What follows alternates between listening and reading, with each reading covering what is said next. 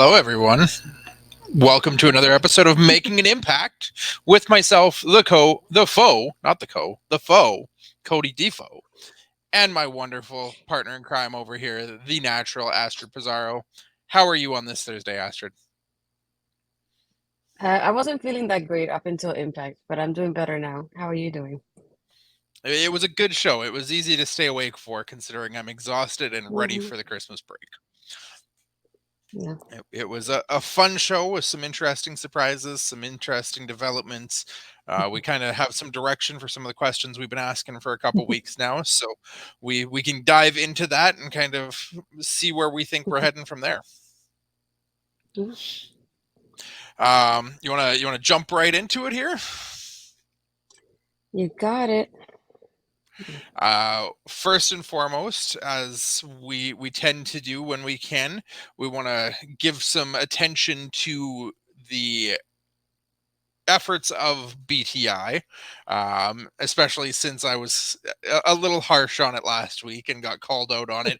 We want to give the attention where it's due, give the credit where credit is due, because there was another really strong, really good match on BTI this week that was not promoted and didn't actually even have any recognition on the main show. We had Hmm. Jack Price, the former gut check winner from this past year of Impact Wrestling, taking on the Indian Lion Shiro with Raj Singh in his corner. I personally thought this was a really, really strong match and really showcased Jack Price, somebody we haven't seen a ton of, but really put him in a light where Yeah. I feel like there's some good things to come for him as well. What did you think of the match? I definitely love Shiro's performance, though. It's just like the way he showed up that power, how strong he is in this match. I really, really enjoyed it. Um, I feel like I wish I would have seen more from Jack, and I kept thinking every time I saw his name, I kept thinking Jack Pride. And it's like it's not Pride, it's Price. It doesn't help. But no, it was. I feel like it was a good opener. I like how it showcased a little bit of both of them, but I did like Shiro's performance a little bit more than Jack's, though. Yeah, Shiro obviously was made to be the monster again in this, made him really look strong and powerful, and they're building him up to be somebody who should be taken seriously and kind of like the monster in the corner of a little bit more of the lapdog that Raj Singh can be sometimes, or the little yappy chihuahua barking at the end of his leash. But the Indian lion obviously is then the big pit bull who steps up behind him and is ready for a fight. Jack Price got in a lot of offense, a lot more offense than I was expecting. When I saw this match starting, I was expecting Shira to kind of come in as um, a one-sided dominant kind of Hmm. performance, maybe a little bit for Price, Yeah. but I expected it to be more of the focus on Shira. So I was pleasantly surprised to see Price get a lot of offense in and really kind of take it to him.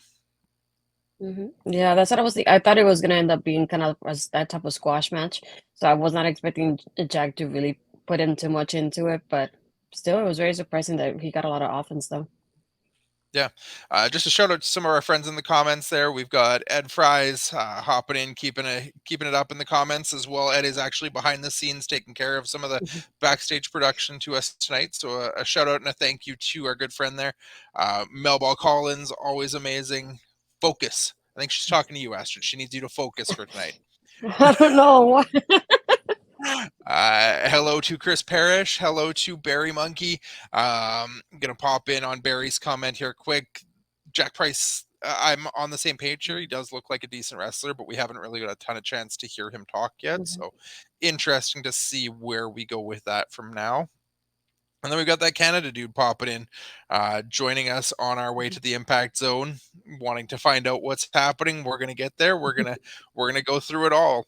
We've got kind of hit on BTI right now, and we'll get to the main show in a second.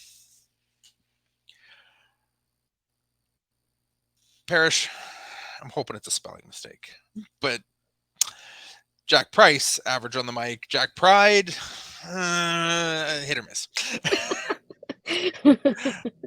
Last piece I had on this BTI match, though, that sky high that Shira hit to finish the match, it gave me serious D'Lo Brown flashbacks. That was probably one of the best sky highs I've seen in the last 20 It some was odd years. beautiful. Yeah, I loved it. Like the way he did it, I loved it. Yeah, obviously Shira gets the win here. He's kind of the bigger name. He's been featured a little bit more. He's heading for obviously something. They talked a little bit about him and Raj Singh teaming recently in a few different matches, so I think they're in a position to be making a move into the tag division sooner rather than later. Yeah. Main event starts out. We get a couple flashbacks and recaps of last week, the tag team title main event, or the tag team title match and the main event. And then once we get into the main show, we go straight into the action. We get Delirious and Eddie Edwards coming out for the main event from last week that got bumped due to the overrun of Speedball Mike Bailey and Josh Alexander. How did you feel about this match now that we got it? Should it have been a main event last week, or was it better suited as the starter this week? I liked it better as an opener than the main event, to be honest. I feel like after, like, if we would think about it this way, based on what happened last week after Josh's promo, I don't think this match would have fit, like, after that happened. So I'm glad it was an opener to begin with. I like that back and forth action they had here with Eddie and Delirious. It just furthers the storyline of the Honor No More, even when the group is disbanded there. And about Eddie still keeping his ways, even though he told Alicia he wasn't. So it was interesting to watch. Yeah, there was that. There was a lot of that kind of play between the two of them, and a lot of talk on commentary about their history with each other. They knew each Mhm. other. They saw a lot of stuff coming. They had a lot of good chemistry in the ring, which is typical of guys who've been partners in the past. They worked really, really well together. Nothing really stood out as like effectively noteworthy of it. It just felt like a really clean, crisp match between two guys who were solid in the ring. Kind of the bigger part of this story took place after the match, where Eddie gets the win after managing to reverse and hit the driver there. And then he shows a sign of respect. He extends his hand and offers the handshake to Delirious, and the crowd's chanting for it. And they shake hands. Eddie lifts his hand up. He's like pointing. He's congratulating, celebrating, and then turns and comes at him and drops him and picks him right back up into the diehard driver to um, basically decimate him. We get Yuya Uemura coming out to try and make the save, since him and Delirious did tag recently on I think it was the Bound for Glory pre-show or Overdrive pre-show that they Mhm. were on together there. That they have a little bit of the history, and Uemura just gets tossed, not even barely puts up any fight at all, just immediately Mhm. dumped right out of the ring. Mhm. Eddie continues to beat down Delirious and then tries to start undoing the mask and the ultimate sign of disrespect to a masked wrestler, trying to remove Delirious's mask and expose him. And we get kind of our first big surprise of the night. The octopus is back in the impact zone. Jonathan Gresham comes down, makes the save on Delirious, gets a couple shots in on Eddie Edwards. Um, Kind of that payback to Honor No More running Gresham out of Impact in the first place last Mm. year. Yeah. Um, Let's see. Barry's comment. Delivers is fast becoming one of my favorite wrestlers. Listening to him reminds me of watching Welsh language TV. Lots of words I don't understand. Then one would say something like a microphone banjo in the middle of it. how did you feel about the match, Astrid? How do you feel about Delirious on Barry's comment there? I wish I could learn the language, to be honest. Maybe sooner or later we'll know. But no, I feel like you said it wasn't much to the match of the detailing. It was more like, to me, more than anything the ending of it. It just he went in and he had and the Delirious had the Cobra stretch, and then here comes Eddie, just reverses into that roll up pin, rolls him up and just wins. And just the moment that he started like signaling him too much, and he's like pointing at him like this, like, yeah, this is taking too long. Get to it, honey. Come on. So I knew this was gonna happen eventually. And just like another thing, like you mentioned at the beginning, the shit that went after the match is honor, that Ring of Honor handshake, and then that's when you're like, yeah, this is not gonna last too long. But then Yuya, when he came up, I expected more of a fight between both of them, and the way he just dropped and he was gone, I was like, oh, that's it. I thought you would give more of a fight. What happened? So I was kind of confused, I guess, by that part, but yeah, I love the part of Jonathan coming in here, which I knew already from before because I read a little bit of the spoilers, so it's pretty awesome think of Gresham returning and even signing with Impact officially. So it's like we talked about this like last couple of weeks, and just thinking of like they need to bring in new people and sign a couple new people because they lost a couple people like in a bunch almost. And it feels like they need that reset with the talent. So I'm glad this is starting with Gresham tonight too. Yeah, Gresham is a big name to be bringing in to kind of fill one of those holes on the like on the front end, not even the back end, on the front end. A former world champion in his own right, an extremely talented wrestler. Obviously, tried to make the AEW transition, had the falling out that happened there, making his way back. As Ed puts in there the comments there, the connection of Gresham and Jordynne being back together again. Obviously, there's a lot of familiarity, there's a lot of comfortability that they have being in the company together, that we could see Jonathan Gresham now make his way around the roster and potentially be somebody in the future that we're looking at as a future world champion. Yeah, and I think of Barry's coming. I was thinking something similar. Thinking, okay, we're gonna get Yuya versus Eddie next week, and then I see that, and I was like, "Yep, Gresham is next." But they officially announced it for Hard to Kill, so Gresham and Eddie Edwards is happening. But maybe Yuya will happen next week anyway. I had a couple thoughts. I'm on the same page as you guys when Yuya came out. I was like, okay, so now Eddie's defeated Delirious. Eddie's going to go and he's going to have the match against Yuya, and then maybe we get Eddie in a tag match against these guys or something down the line. And then when he dispatched of Uemura when he was there and just still beating down Delirious and Uemura's gone, I was like, okay, is this maybe where we get PCO coming back? I was Yeah. not expecting, like, Gresham was not somebody I was thinking of. I know you even messaged, even though I tend to try and avoid the spoilers, you did message me last week about Gresham showing up at the taping. It still didn't even click to me that, like, this would be a spot for Gresham to make his appearance.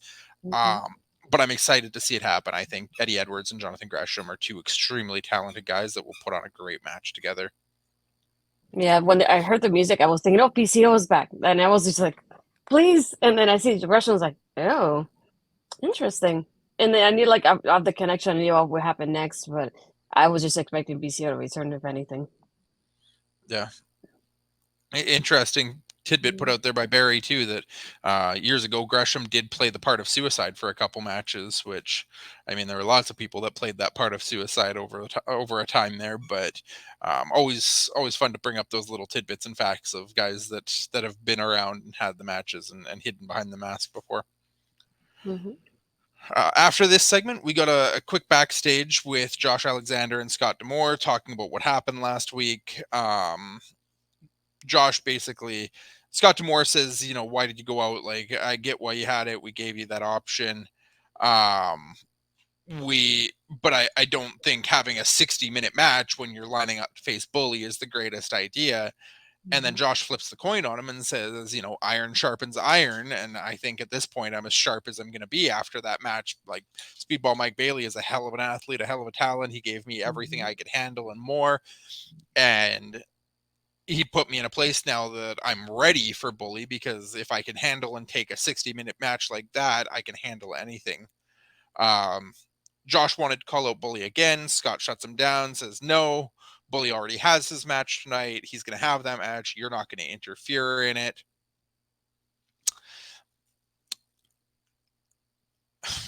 I wish we'd get them together. I don't like that Josh almost is starting to feel like Scott Demore's lapdog in a lot of these situations where he always has to bend the knee and listen to Scott. That I'd like to see a little bit more of a rebellious streak out of Josh again. Um, we get Tommy Dreamer comes, tries to apologize to Bully for telling him to trust Bully. He feels duped himself. Josh doesn't accept the apology. Josh is convinced that Tommy was in on it all along, that him and Bully have been friends for too long. He knows Bully better than that it doesn't make sense, that he was blindsided, that he was a part of this whole ploy. And then Josh storms away from the scene. Lots of story progression in this, I felt. Lots of Hmm. character development for Josh. I still don't like how much Dreamer is playing into this story, and like I said, I do wish that we could get a Hmm. little bit more of that friction between Josh and Scott, as opposed to Josh always just willing to do what Scott wants him to do. I mean, just it almost feels like a father son relationship, and he's like his father's trying to look out for him, and he's listening to him in that aspect. And I like what one other thing that he pointed out to him. And he's like, "But look what he did to Jay." He's like, "I know." He's like, "I know Jay longer than you." And I was like, "Oh, I love like hearing things like that." I was like, "Trust me, like if anything, she sounds like a daughter to him as well because she's known him for so long." and he's like, sounds like he wants to protect them and look after them, not only as a family to them, but as his world champion as well. So that's what I got from that. But I keep thinking, you never know. We have what, about a month until Hard to Kill, so you never know. Something happens with Josh from here and there, perhaps. Yeah. I think maybe we could have him do something like this another week of like Scott telling him, he's like, don't do this, and he gets frustrated, and maybe the week after he does do it because he's tired of waiting for Scott to agree with him again, something like that. But I like that back and forth they had here. It just goes back to what happened last week, and it's the same thing, just like showing that relationship between both of them. I like seeing this on screen though. But yeah, as Tommy interrupting, I was like, it was fine. I didn't want you in here, but okay, you're already here, so I gotta deal with you at this point, I guess. Um, but I like that point of him like trying to apologize, like kind of like I felt for that too in that situation with Bully Ray. So I thought that was interesting, like that he got that apology to begin with. Yeah, no, that was a good part of it to get him in there and make sure that he recognized that he was part of the problem and apologizing for his side of it. I I see where you're coming from with the father-son relationship. Um, I almost see it, especially after the comment about knowing Jade longer than Josh has. Mhm. It almost seems more like a father-in-law type of relationship. Like, I have to keep Mhm. you safe because you're supposed to be keeping my daughter safe, and I'm not going to let you put yourself and my daughter in danger. Mhm. Um, yeah, and it feels a little bit like that, and it feels like Josh is very reluctant, but he doesn't have a choice in the matter. Yeah, exactly. This segment ran right in and played well with what we got next because we jumped right into the said match for Bully Ray, um, or at least what was supposed to be a match. Mhm. Bully Ray and John Schuyler was advertised for the show. Um, I feel like I blinked and missed it because it was that fast. The match started, Bully hit a pile driver, and the match was over. Or at least that's what it felt like to me. Did I miss anything? Was there more It's to it not than what you that? felt. That's what you saw. No, I did too. I was like, I felt like I was listening. The bell rang, and I felt like a couple seconds the bell rang again. I'm like, huh? Hold on, what? And I even rewinded it like a few seconds to be sure. I was like, holy crap, I can't believe they did that to John Schuyler. Like, I felt really bad at the same time, but like, you can tell what they're trying to deliver with Bully having the win, especially that quickly. But at the same time, I feel bad for John when that happened. Um, but I feel like the most interesting part was like, just like the Eddie Delirious match, the most interesting part was what happened afterwards between Tommy and Bully Ray. I feel like it was a lot of storyline progression there for sure. Yeah, I tried to take notes for this. I was running a little bit behind and trying to catch up, so my notes are a little spotty here. Fill in any holes that you see that I have, Astrid. But Dreamer comes out to confront him. Um, Tommy says he'll never forgive Bully. He'll never work with him again, other than the radio and backstage production. He's never doing anything. They're not friends. He's not going to work with him. Bully basically calls Tommy a nobody. I did catch the part where he said, "If Devon was always in my shadow, you were about 10 feet behind Devon." Um, Oof. that was a pretty rough comment. Says while he's working at his age to be in the best physical shape of his career, Tommy's, basically become nothing but a fat bastard. And then Bully owns up to the Ace Austin attack finally. We knew that was going to have to come around eventually. Says, I used you because I knew you Mhm. would take my side and believe me. I Mhm. used you to convince everybody that it wasn't me at all. Played Tommy for a fool. Tommy starts talking about like his mental state, his mental health, his mother's sickness. Bully tells him, "I don't give a damn about your sick mother," which really fires Tommy up. Tommy throws his jacket, tries to pick his fight, talks about being the innovator of violence. Bully just laughs at him and walks away. You know what I got from this? Thanks for the busted open advertisement we got today. Not only is it mentioned, but he has like the shirt, and then when they're putting Tommy from from his side, you can tell that they're pointing at the shirt more than anything. Busted open is like, yeah, we're gonna do a radio show, busted open, and then working backstage, which we're not gonna name what we do though, but we're gonna talk about busted open. And I'm like, I got it. Let's move on from that. But no, I thought it was pretty interesting. Is like I said, we thought it was Bully Ray, but at the same time, we think of Bully as somebody who's really upfront about what he does. So the fact that he hit this and he didn't take credit for it right as it happened is something that is surprising from his character, to me at least. So seeing that when he's like, and I like the part where he's like, "Yeah, I did it, and I knew you're gonna help me out without even knowing, and you helped me in the end." Um, and that comment about him and Devon, I was like, "Holy moly!" The way he just was like, "You were like always 10 steps behind us."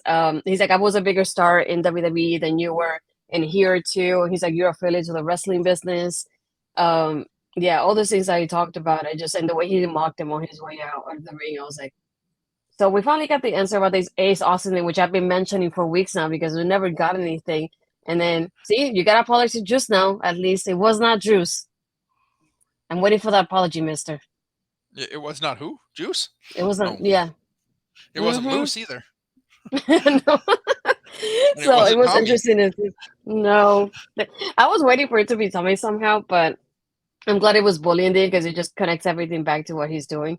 So it does make sense. But yeah, just like I feel like there was a lot going on, and just a couple of words that he said here and there, just like we get the Tommy bully rape breakup on TV. Everybody, it's everybody at this point. Gotta apologize to Juice at least. There's Um, so many kinds of juice out in the wrestling world now. oh no. But yeah, I feel like there was a lot happening here, so it was interesting to see this happening, especially with like I said, we still have a month built up to Hard to Kill, and to get like closing chapters and things like this, like the Ace Austin attack, and just like that back and forth they have because you officially get that breakup between Bully and Tommy now, so that was interesting to watch. But yeah, I feel like so much was said. I was like, holy moly! But yeah, it was interesting. They didn't set anything up directly from this, but this feels like before we get to Josh and Bully, we have to tie up these loose strings of of Bully and Tommy now. Mm-hmm. And the mention of being the innovator in violence and whatnot, it feels like we must be headed towards some kind of violent, extreme match between these two. Obviously, if it's not next week, maybe something in the first or second week of the new year before we get to the actual title match. I'd be surprised if we don't have this story wrapped up before the pay per view. And if we don't, it's going to make me think that somehow Tommy is coming around to Bully's side and going to attack Josh. That's true. Yeah, possibilities. Yeah. There was a lot of tag team action tonight. Three Mm-hmm. different tag team matches, two of them promoted ahead of Mm-hmm. time. First one was up next, where we have the major players and Decay. Before, right as the major players make their entrance, we did get a cut to the earlier tonight backstage where Crazy Steve was about to cut a promo. He didn't even really get much for words out, and Myers and Cardona are interrupting him about, nobody cares, it's just spray paint, there's more important things to talk about. Mm-hmm. And I think this is kind of how we just set up this match, because then Mm-hmm. Torus shows up behind the major players and suddenly we're setting up for a tag team match. The story of this match obviously was the major players not being allowed to be at ringside for the main event tonight. And right at the entrance of Decay, we had Trey Miguel comes out and attacks Crazy Steve and tags him on the back and then takes off. Obviously, kind of setting up that Crazy Steve is already hurt before the match even begins. Again, another match that didn't have any real action Mm-hmm. points that stood out to me. Um, Nothing glaringly bad either. Just like a solid match again. Um, and obviously, Crazy Steve ends up taking the pin after being kind of left laid out at the start of the match. There, what did you take away from this one?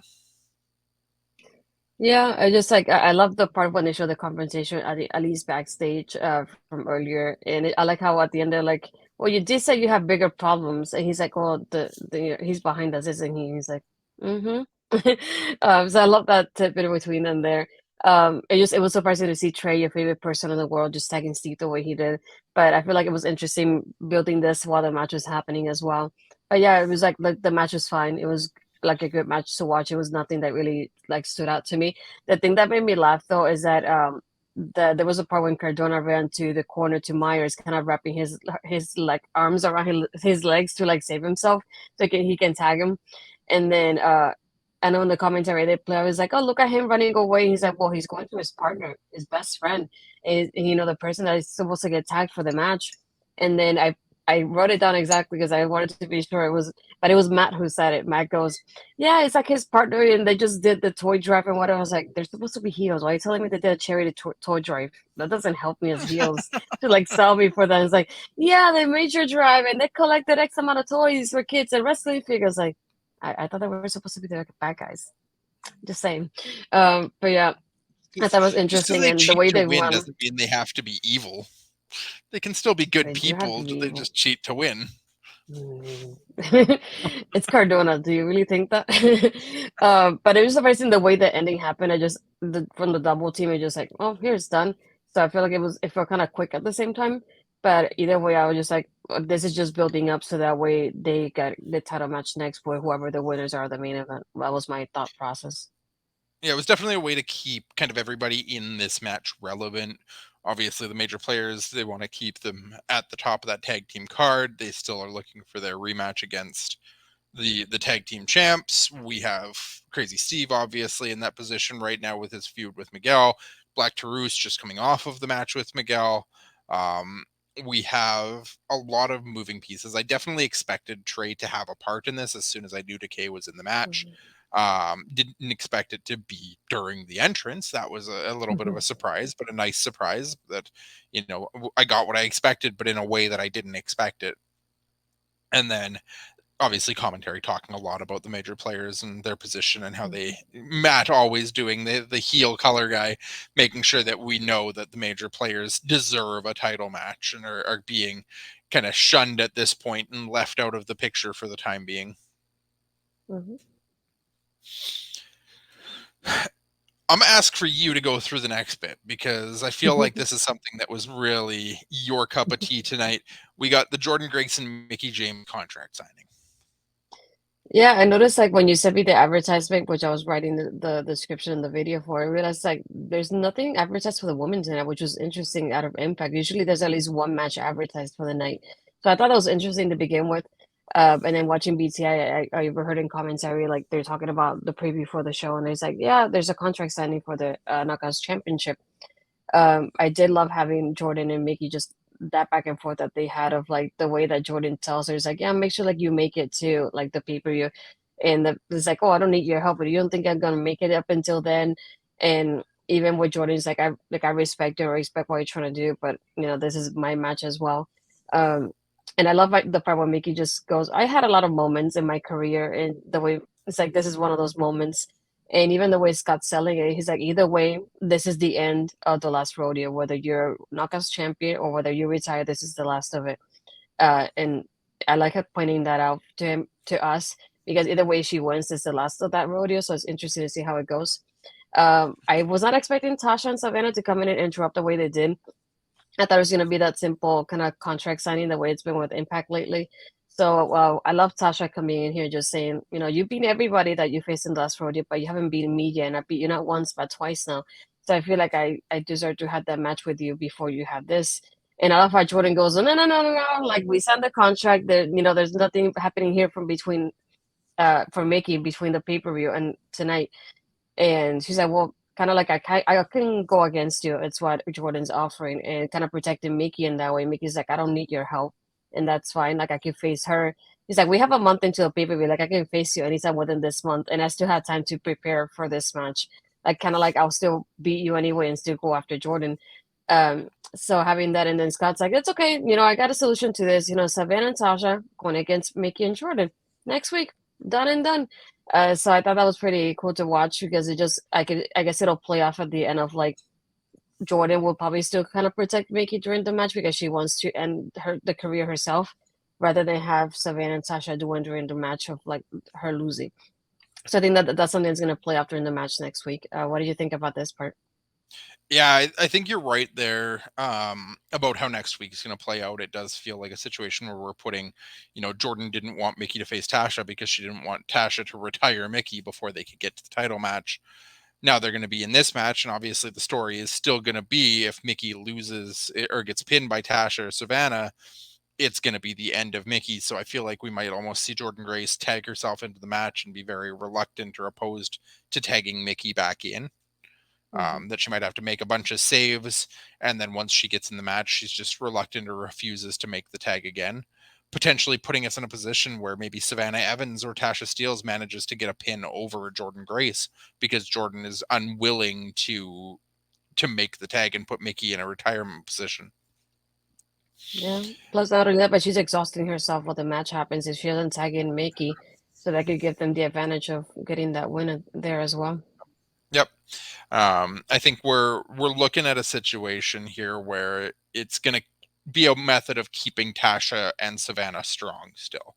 And Tasha had a point, right? Mickie said this whole last rodeo was she was going to beat everybody in Impact on her way to the title. Well, you didn't beat me. You never beat me to get this title match, so I deserve my match before you try and challenge for the title. But Jordynne is, well, no, you're too late. Contract Hmm. signed. But yeah, it's an interesting way to kind of build this story and kind of fill the time now over the next 30 days between now and when we hit the pay-per-view. Hmm. Barry making the point there. He said weeks ago that he could see Mickie James losing before Hard to Kill, but saying she has to fulfill that contract. Um, it's an interesting Hmm. thought that we could come to see here. Obviously, we've got a little bit of holiday season coming up. I didn't even know for sure if we were actually going to get an Impact next week or if they'd wait until the week before Christmas and New Year's. But a couple shows still to go and lots of story to be told here for sure. Hmm. Uh, we got kind of the recap of what was posted on Twitter after the main event last Hmm. week of Speedball coming back to the backstage gorilla position, Kenny King making a big deal and over celebrating and then spitting water in Mike Bailey's face. Quick interview with Speedball with Gia Miller. Not a lot to be said there, just him. If Kenny King wants a rematch in the ring, I'll meet him in the ring. And then walks away. Hmm. Obviously, Speedball is not getting into this whole thing. He's trying his best to avoid the conversation and avoid getting into a war of words or a war of emotions with Kenny King and keeping it to the ring. Um, I'd like to see some progression in this next week. I feel like we're kind of really dragging our feet on this story right now. I'd like to see us get moving with it somewhere. Speedball obviously had his shining moment last week, but we need to get this story moving because we're just kicking tires right now. Yeah, I thought this was gonna get announced for next week, and I don't think it was so far, unless they added last minute later. But yeah, I thought something they were gonna advertise to happen at least next week. Yeah, it feels almost like we're building towards this as a potential hard to kill match. Whether it's something where we get an announced match on an Impact Wrestling and then it comes to a no contest or whatever the case may be to just build the story up and then get the finale of it at Hard to Kill, or it's just a lot of talking segments of, you know, we didn't even get Kenny King on this show. We didn't get a single segment from him other than just this recap from last week. So we've got to get something back from Kenny and we've got to get moving on this to make it matter. Hmm. Sami Callahan versus Angels. Couple things from this. I noticed this week that I didn't notice last week that we are no longer violent by design. They're just the Hmm. design. Yeah. Um,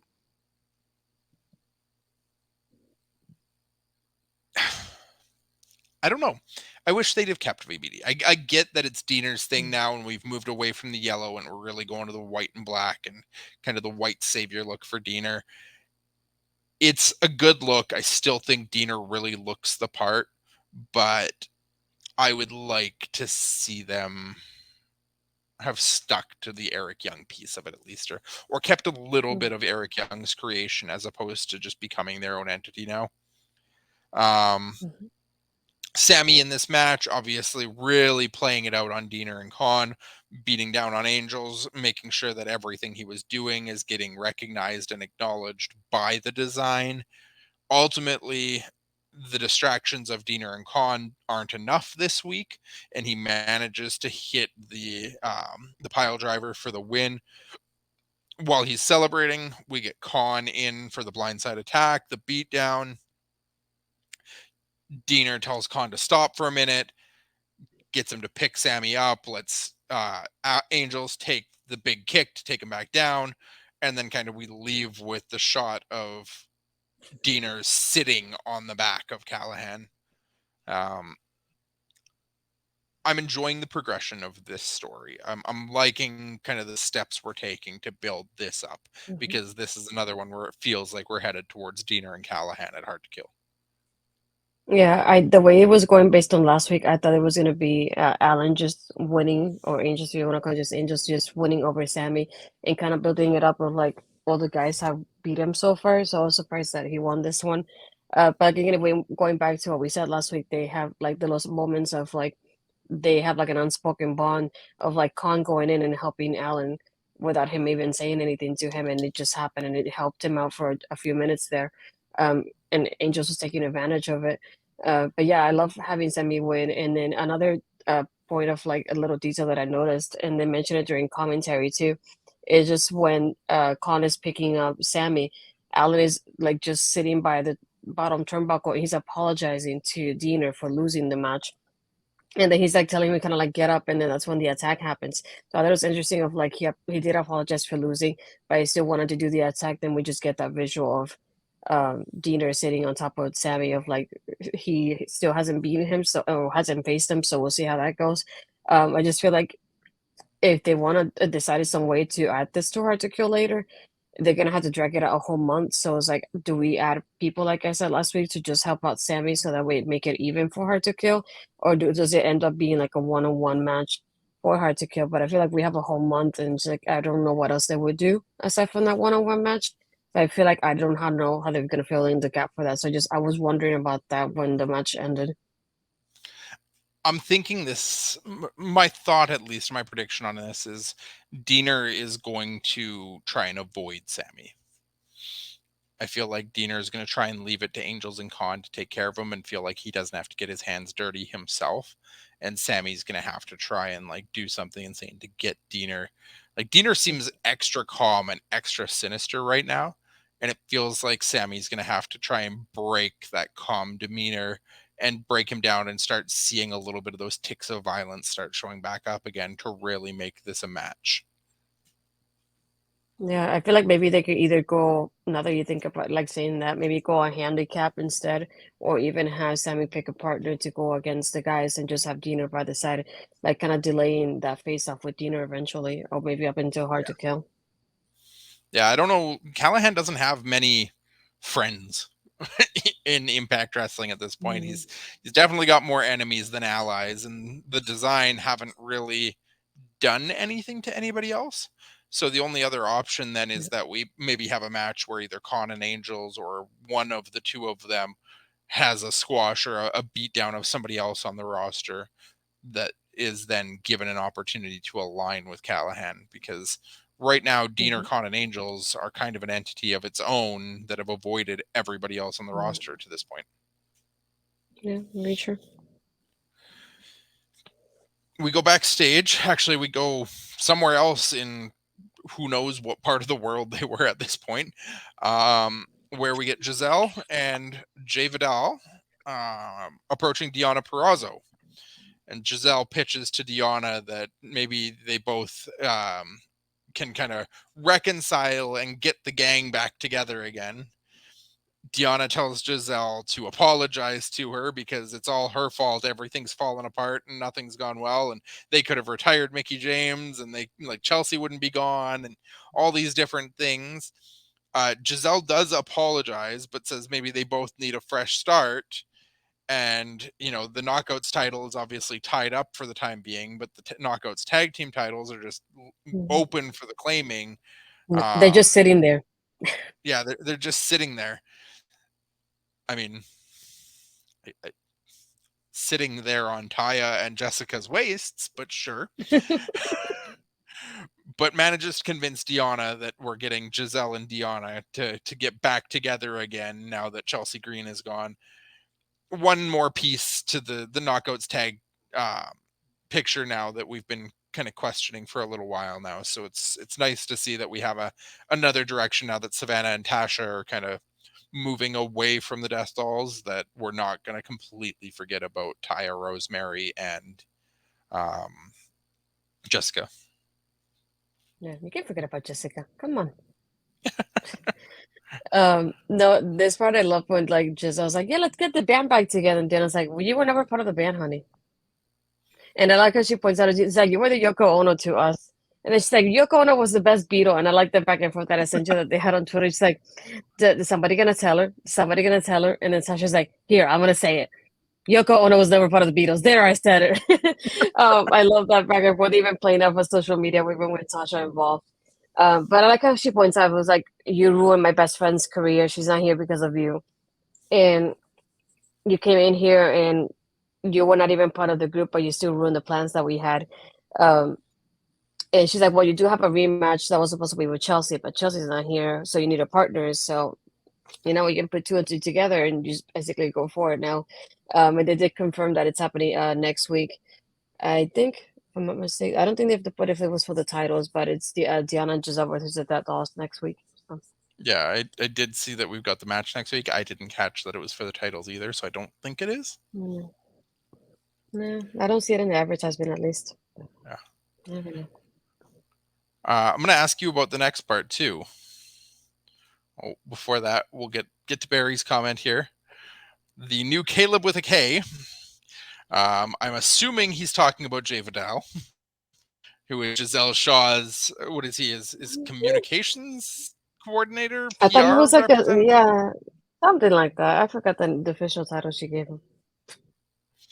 Yeah, something like that. Oh, Ed. Mm. Of course she goes there. Giselle goes everywhere. What I was saying, Astrid, I would like to hear your take on the promo that we got from Taylor Wilde. Well, to me, it wasn't any surprise seeing this. Hi, Nikki. It's from Women's Wrestling Talks. And nice to see you here, though. I know the stylist, but I thought it was something like a coordinator. I didn't think she called him social media coordinator, but it was something along those lines too. So I saw he has two titles to it. I know the Yeah. stylist one, but I forgot Or what I the thought other it was one like a was. communications, but it might be social media too. Yeah. Um, but yeah, this wasn't a surprise to me just because I had seen the promo between Taylor had posted on Twitter not too long ago with somebody else. I will leave it so it's not a spoiler for you at least, being that we didn't get it tonight.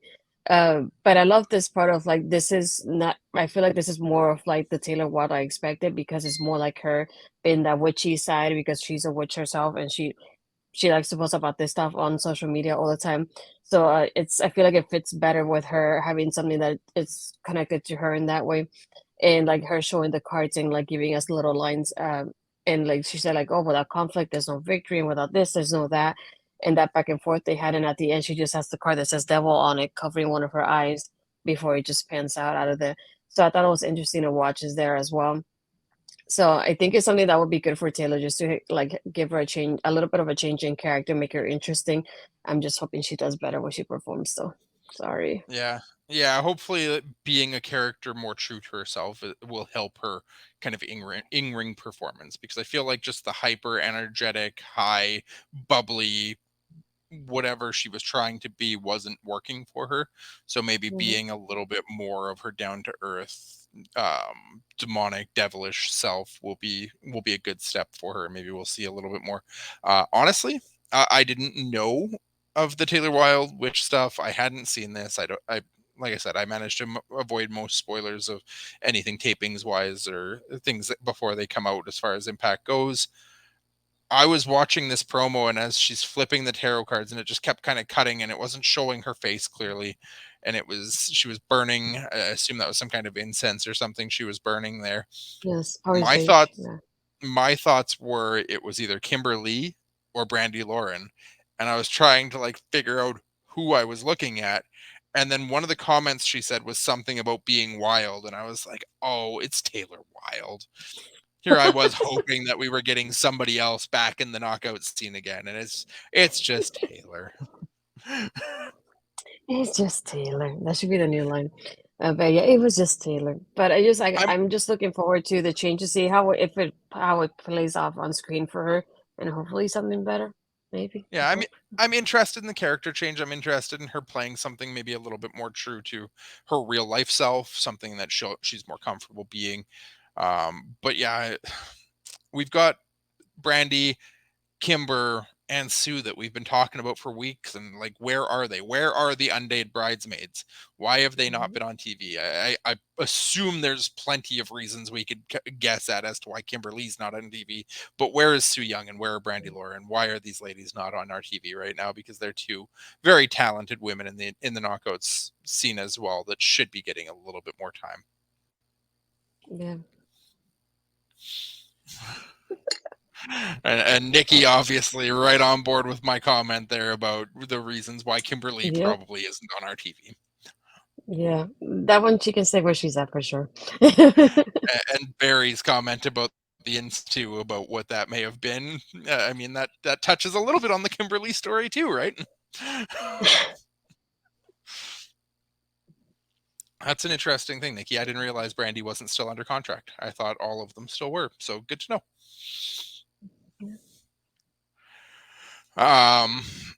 Moving on, my notes are what they always are, Astrid, because we got Bhupinder Gujar coming out, and I knew that there was something mentioned about Gujar with Johnny Swinger's 50 wins he needs to get a title match. I was not prepared and kind of went overboard because say his name and he appears. I believe in Joe Hendry.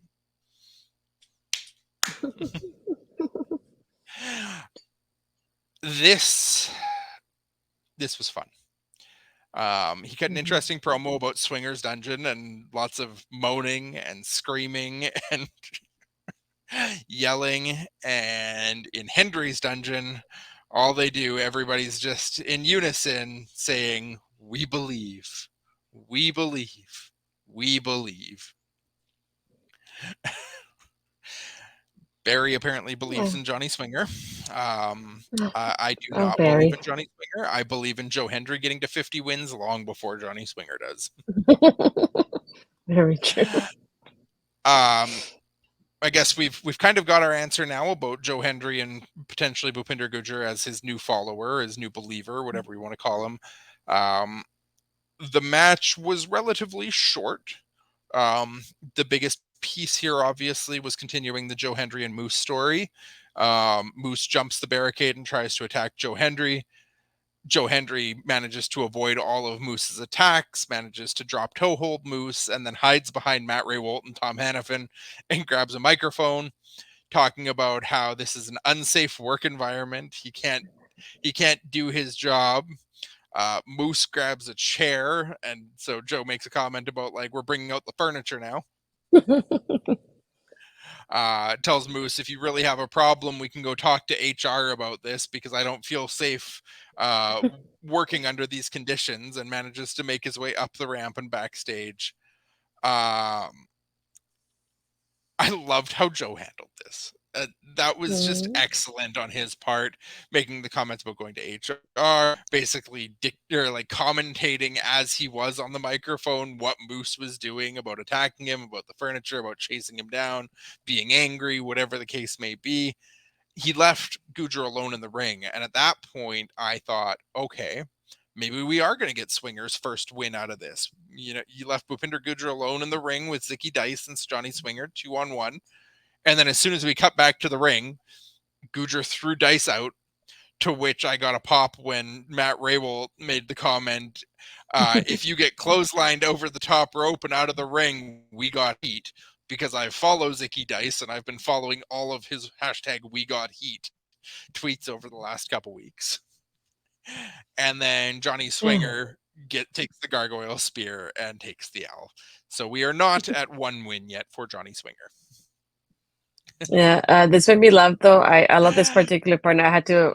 I liked it on Twitter, so I can bookmark it for right now. But he goes, Moose, this is highly unprofessional. I'm at work here. Those little parts of him saying stuff like that. And like you said, when he's like, oh, he's bringing out the furniture. Oh no. But I was expecting for him to keep talking while he went backstage, even though the match was happening, so we could hear him kind of running away from him at the same time. I was kind of upset it just ended after they went at the curtain. I was like, dang it, I wanted more.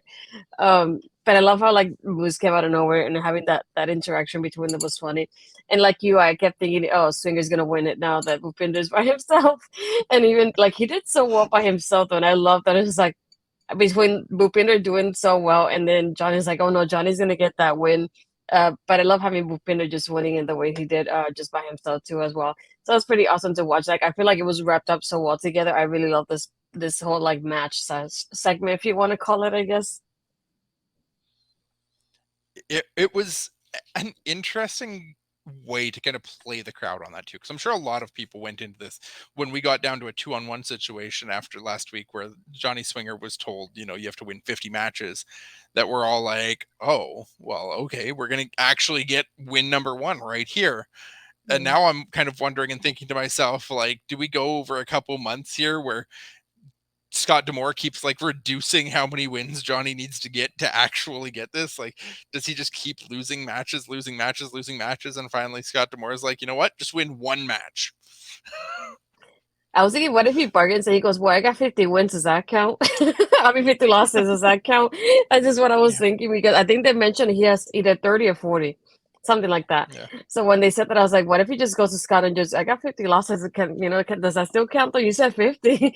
And Oh I yeah, just I wanted to gave like him 50 playing other that people off. wins. I got 50 wins. I just gave them to my opponents.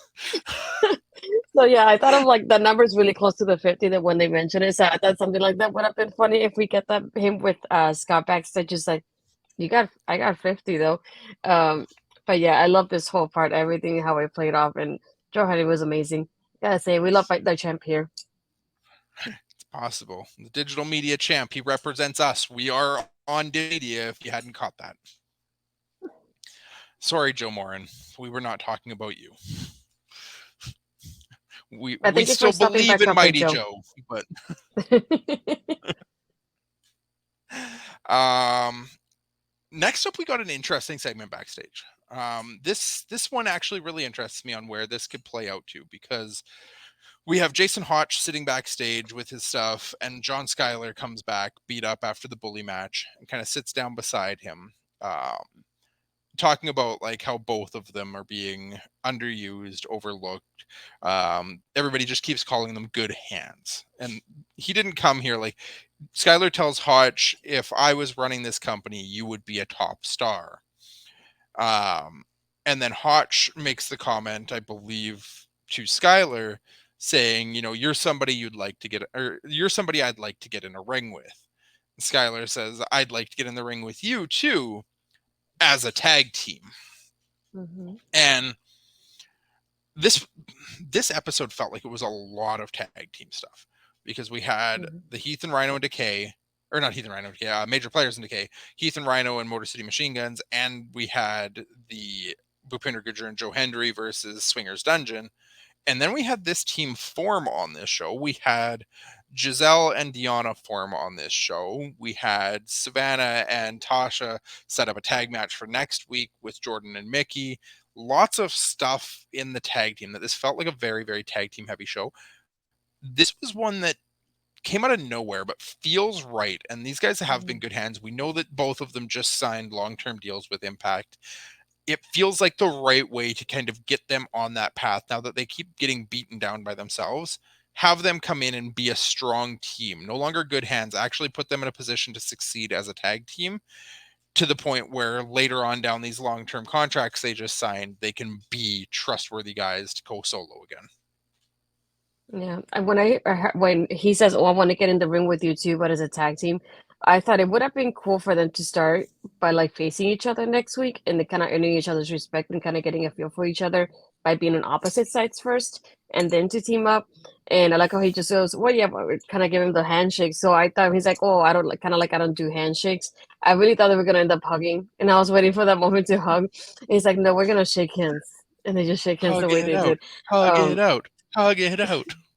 That's what I thought. But I like having them together because it just gives you that like feel of like we got two young guys that, like you said, just signed contracts and they're basically the future of the company. So start building them up in that way, make them feel important from the moment we see them now. So I thought it Yeah. was interesting how it played off. I was not expecting it to begin with. So I was like, hmm, not bad. I want to see how this goes. I'm interested, and you got my interest. Let's keep going with it and see how it goes. But yeah, so far looks interesting.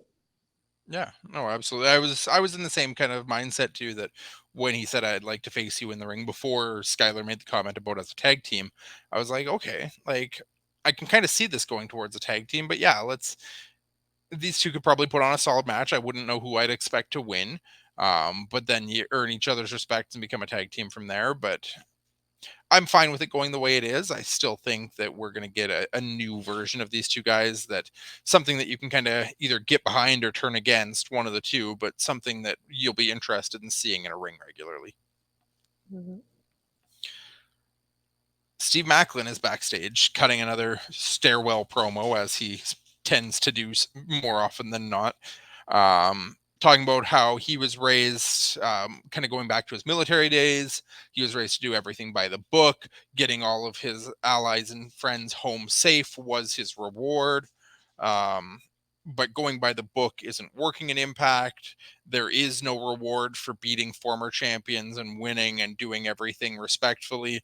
So his goal and the reward he's looking for is the world champion. He's going to change tactics and he's going to win that title by any means necessary. He apologizes to Rich Swann that it's nothing personal. You're just in my way right now. And we get confirmation that next week we are getting Macklin versus Rich Swann. How do you feel about this match? Yeah. I think it's a good way to keep building up Steve up until we get him with Josh, because of the way I see it, if we get Josh and bullying up for Hard to Kill, and then Josh wins, and then Steve will be next. Like I said, I'm hoping that they build him off with like enough wins to like he looks like a like real good threat to Josh in the world title, or even maybe get involved and help Josh win in the end. So that I know it may not seem that way, but in the end, just like I'd rather face you than face Bully. So maybe something like that towards the end. But I'm waiting for him to be involved in that world title picture already. So I'm hoping this is his way of getting up those wins and be like, I'm gonna try to do what I can to stand out because like he said, I've been going by the book and that hasn't worked out. So maybe he goes out of his way to do something that's not by the book like he usually does, just to stand out and be part of the world title. So I'm hoping like after Hard to Kill, he's the one that faces Josh. I'm a little worried about Macklin right now because I feel like we've been in a holding pattern for him for a long time, that he's starting to get to that point that I know a lot of people were worried with Josh Alexander last year. Where Overdrive last year, when Josh cashed in his Collier shot, or when Josh won his match rather, again cashed in option C, won it against Christian, and then immediately had the Collier shot against Moose, and everybody's like, you had this natural competitor, this natural champion that you just built up, and then you take the title immediately away from him and make us wait even longer, that we're worried that Josh is going to get stale. Obviously, it didn't happen to him, but it's starting to feel like we're in that exact same position on the other side of the Mhm. coin right now, where we were talking about Macklin as the guy that we thought should win the Collier shot back at Bound for Glory. And we've been talking about him basically every one of our 11 episodes of Making an Impact now as the guy that we think should be taking that title off of Josh, that we want to see take the title, that we want to be our world champion going forward. And we keep kind of finding ways to just try and keep him busy right now. And the more we're just keeping him Yeah. busy, the more it feels like I'm worrying that by the time they actually do try to pull the trigger, it's gonna be too late, or that moment is going to have faded a little bit. Because right now, Mhm. if he doesn't get into this match at Hard to Kill, which I don't expect he's going to, we may be waiting until Rebellion before we actually get Macklin as champion. Yeah, it does feel like we have to wait a little bit for that to happen. I'm just hoping, like I said, it just like the next couple of weeks, it'll be like the way to build him up to like kind of give him the natural progression that we have with Josh, but like with him in this aspect, because I feel like he's the only one that I could see that will be that will be happy. Like I will be happy with him dethroning Josh because it looks like somebody like he could be like a good face for the company. Even like let's say I don't know if you want to call him a heel at this point, but I feel like his character just fits so well. And so people are like, if you notice, aside from Josh, he's one of the people that people are really involved in, and with Joe Henry as well. So just like I could see it, if anything happening that way. Yeah, I feel like I'm going to jump down. I'll come back to No, Barry's comment in a second here, but I'm going to jump no. down to Ed's comment about Bully dethroning Josh. I would be more apt to believe this if we had more strong faces in Impact right now. I feel like we're sitting in a position in Impact where, other than Josh and now Rich Swann kind of hovering, we're doing a better job building heel characters. There's always the possibility we could have Matt Cardona come back around as a heel. We've got Diener now that we've been talking about as somebody that's going to be built up as a heel and in a good position. We've got Eddie Edwards still hanging around as a heel. We've got Moose as a heel. We've got Bully Ray in there as the heel right now. We've got Macklin going more of a heel route. We don't have a ton of baby faces, so for Bully to win it right now, I don't even know who I believe as his first challenger, because you get Rich and then you got nobody. That I feel like you get Josh over Bully. You maybe have Josh kind of handle a couple of those other smaller challengers. And then you start turning a little bit more, having more. I mean, Jonathan Gresham being back now is a big one of those big pieces as a face that if Macklin wins, you can have a Macklin and Gresham thing go again, because they wrestled for the ROH Pure Championship when Gresham was around last time, to which Macklin had an issue wrestling the clean style, that now you could have Macklin as the champion wrestle against a Gresham in a non-pure match and have Macklin actually come out on top. But you have to start kind of developing a little bit more of those baby faces to naturally have in place by the time you pull the trigger on the heel. And I think we're still sitting with far too many heels for it to be comfortable to hit that with Bully right now. But I might be completely wrong. Maybe we do get Bully Ray as another champion for a run here. We're going to jump back to Barry's comment, because Barry, nothing that Joe Hendry is holding can potentially be pointless. We want you to believe. We all believe. We believe in Joe Hendry. And that means we believe in the digital media being important. I'm sorry, friend. We appreciate you on the show. We always appreciate you in our comments, Barry. But the digital media championship is not pointless. We're believers. We cannot unbelieve now at this point. Last bit. So we got the confirmation of the matches for next week. We got Macklin versus Swan, Death Dolls versus Deanna and Giselle, Tasha and Savannah versus Jordynne and Mickie, and we got confirmation for Hard to Kill of Jonathan Gresham and Eddie Edwards happening. We jump into the main event, the rematch from last week that we weren't even sure was happening because it wasn't actually talked about.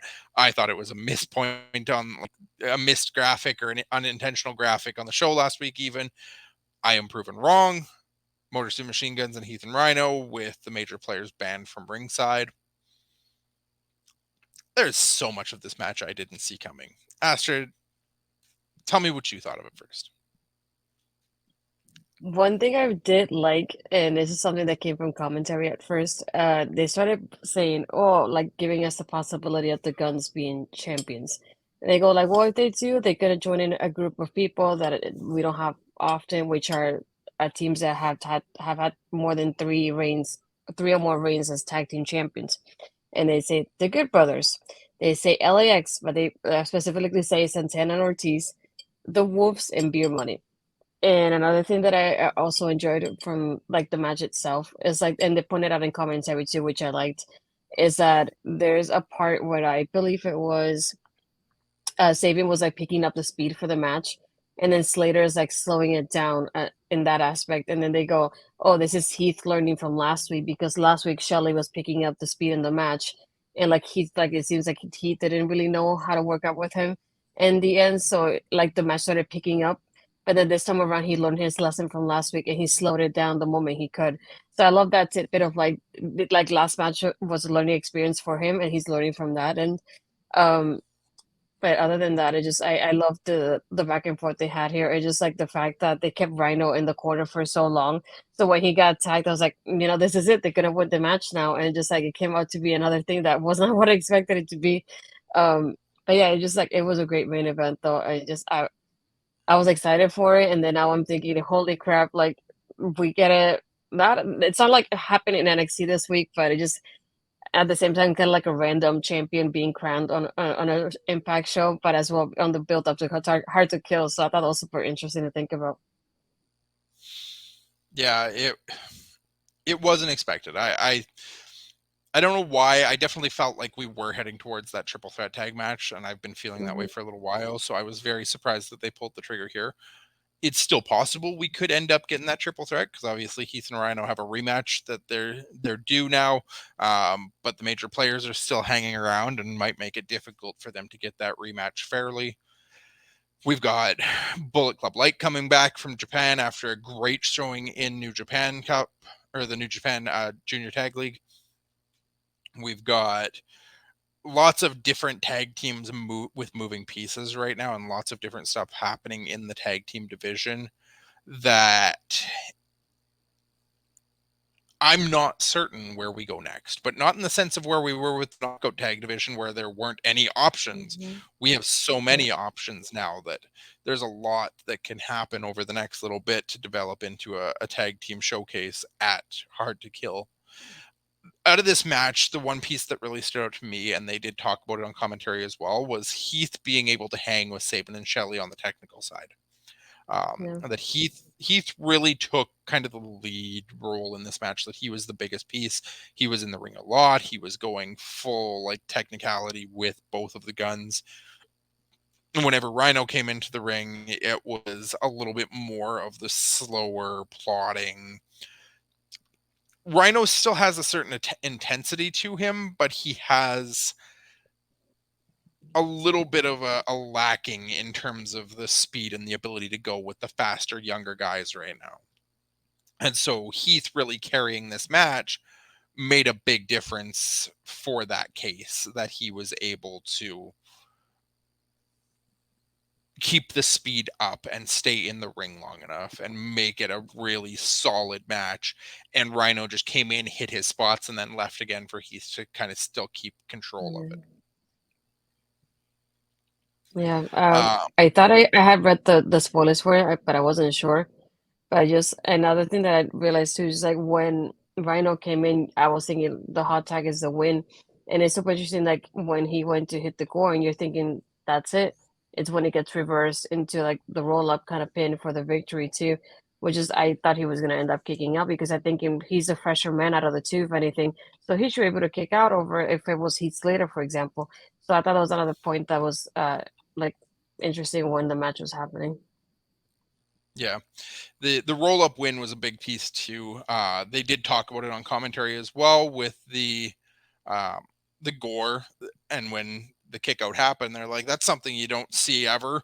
Nobody ever kicks out of the gore. And I think it was Raywold who had to make the comment back to Tom and be like, well, I think it was that couple seconds, that little bit of time that it took for Slater to roll over into the pin before he was able to is what gave them the time to get the kick out, because if he'd pinned him right away, it probably would have been over.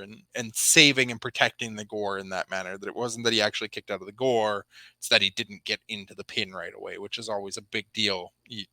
When you hit a finishing move, you have to get your pin right away because it only takes a couple seconds for them to kind of come back after you've knocked them down. Mhm. But we have new champions. We crowned Sabin and Shelley, I think, as 3-time champions now. And one Yeah. of the best tag teams in Impact history, as far as Hannafin and Ray Wolt put it. Lots of things on the horizon there. Anything else that you kind of had that stood out about this before we move on? No, that was pretty much it for me.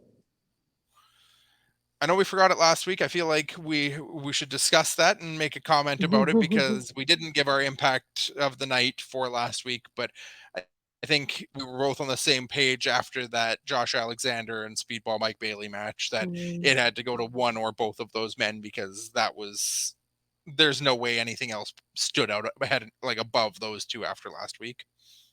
mhm. So where do we fall this week, Astrid? Mm, where do you fall this week with your mm. impact of the night? Oof. I'm gonna go with the guns because, like I said, it was something like when even when the match happening, even a rematch, I was not expecting new champions. I've loved the guns, even though I couldn't take a picture with Shelly when I was younger. I forgive you for that because I was a teenager at the time. But I love how like they keep playing. I was like, they're gonna be part of that group for like three-time tag team champions, and how long they've been tagging, like they've been tagging for 16 years now. And it's like even though Rhino and Heath have their history of like tagging for a while, it hasn't been as long as the Guns. But like you said, we also have that possibility, like maybe now we get a three-way because the major players can say, oh, we had a victory over DK, and then Heath and Rhino are probably gonna want their rematch.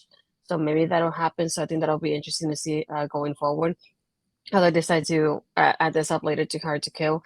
And like I said, I was not expecting there was a, like you said, it was really tag team heavy tonight, and having the tag team championship match as the main event after we had the world champion be in the main event last week. So overall, I really enjoyed the ending and the closing out. So I'm definitely gonna give it to the Guns.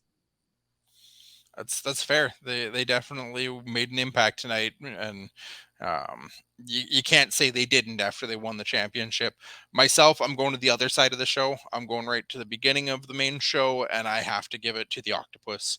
Um, didn't see that coming. Didn't expect it. Um, really love to see him back in an Impact ring in Impact Wrestling. Excited to see all of the potential matches that we're going to get from Jonathan Gresham. He came out, he made a statement, he put himself on Edwards' radar. He immediately got himself booked into a Hard to Kill headline match. Jonathan Gresham was the biggest impact for me tonight.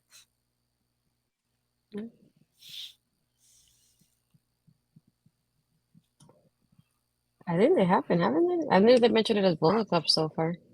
Yeah, I think they have to be mentioned as Bullet Club. I haven't actually caught any of the Super Junior Tag League myself either.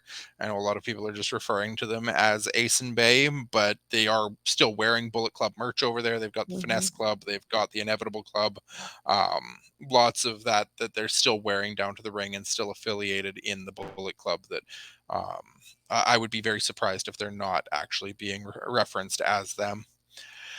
And Ed.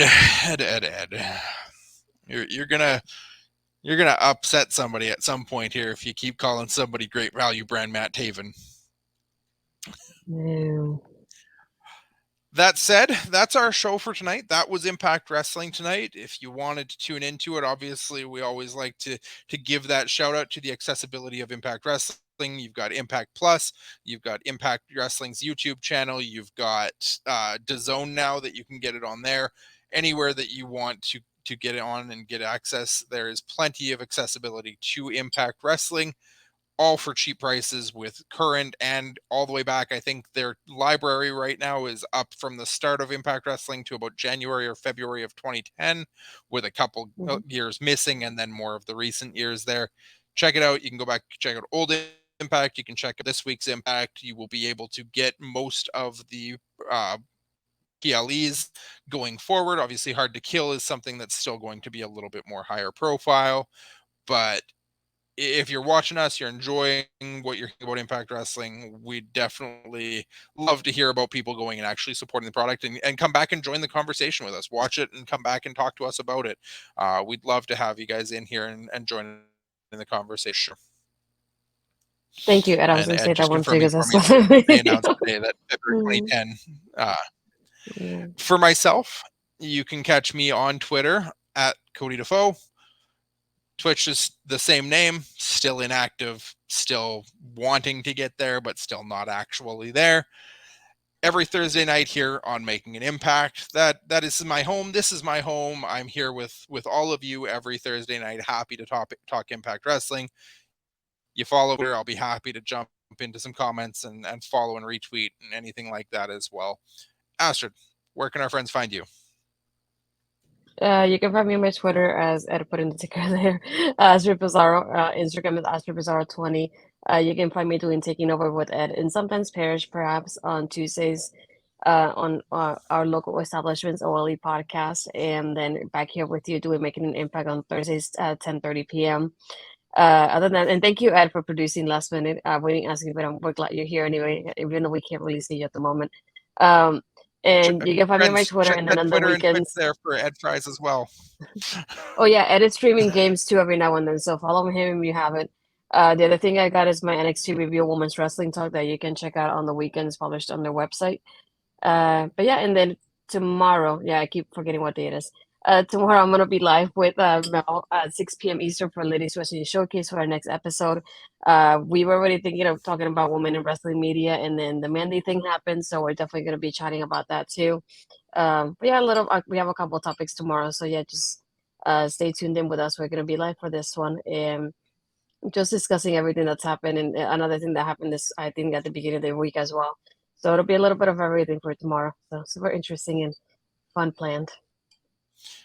Lots of interesting ways to follow Astrid. She's everywhere on the internet right now, friends. Go give her a follow and follow her on her productions. To everyone in the comments, as I do every week, I'd like to throw out and just thank everybody who joined us in the comments: Ed, Barry, Nikki, Joe, Parrish, Mel, that Canada dude. Everybody who came in, dropped a comment, dropped a like, gave us a follow, watched a bit of the show, anything like that. We always appreciate everybody being a part of the show with us. Come back next week. Unfortunately, I will not be here. I will be at a local indie promotion going to check out Masha Slamovich and Josh Alexander live. I would love to be here to catch all of those wonderful matches we talked about that are happening on next week's Impact. But unfortunately, I will take the opportunity to go and meet the Impact World Champion in person. So Ed Fries will be here taking my place next week. Check out Ed and Astrid. Come talk Impact Wrestling. I'll be back in a couple weeks before the new year to talk about my experience meeting Masha and Josh and what they did here, and to talk about Impact Wrestling some more at that point. But that's it for tonight. For myself, I'm Cody Defoe, the Foe. That is Astrid Pizarro, the Natural. Thank you for tuning into Impact Wrestling, friends. Have yourselves a great night. Yeah, and for those, I was gonna say we're gonna bring my friend Rob on Twitch, so stay tuned for that.